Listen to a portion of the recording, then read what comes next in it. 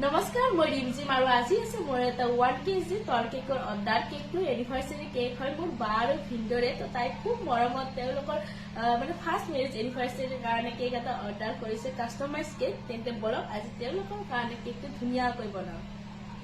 কেকটো যেহেতু কাষ্টমাইজ আছিল সেইকাৰণে বনাওঁতে মোৰ কাৰণে খুব বেছি ইজি হৈ গৈছিল, কাৰণ তাই মোক ফটোখন দিয়ে দিছিল কেনেকুৱা লাগে। আৰু এই কেকটোৰ কাৰণে মানে তাই বহুত দিন আগৰ পৰা মই ডিছকাছ কৰি আছিল। তাইৰ মানে খুব মন আছে এনেকৈ ফাৰ্ষ্ট এনিভাৰ্চাৰীটোত কিবা মানে ভাল লগা কিবা এটা কৰিব। বহুতটা কেক আমি চাইছোঁ, কেঞ্চেল কৰিছোঁ। তো শেষত তাই এইটো ডিজাইন চিলেক্ট কৰিছে আৰু ময়ো খুব বেছি মৰমত বনাইছিলোঁ। কিন্তু যেতিয়া মই কেকটো দিব গৈছিলোঁ তেতিয়া আধা ৰাস্তাতে মানে কি পিলপিলিখনে কিবা এনেকৈ স্পীড ব্ৰেকাৰত ঘূৰাই দিওঁতে মোৰ হাতৰ পৰা সম্পূৰ্ণ কেকটো পৰি ভাঙি গৈছিল।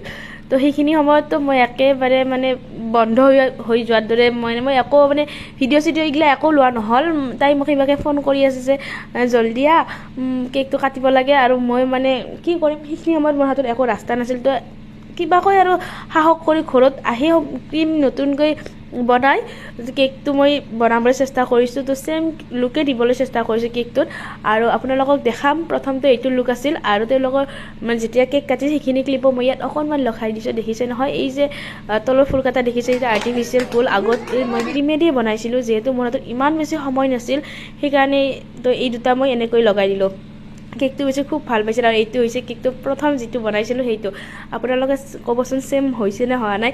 তেন্তে আজিলৈ আহিলোঁ, কেনেকুৱা লাগিল জনাব, পিছলৈ আকৌ লগ পাম।